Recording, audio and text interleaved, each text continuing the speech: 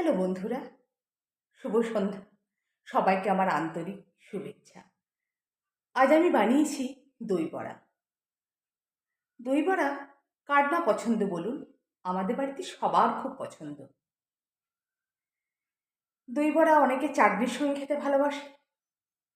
আমি আবার দই বড়া একটু অন্যরকমভাবে বানাই। মানে চাটনি ছাড়া আমি দইয়ের মধ্যে গোটা সর্ষে ও কারি পাতা ফোড়ন দিয়ে দইয়ের মধ্যে মেশাই।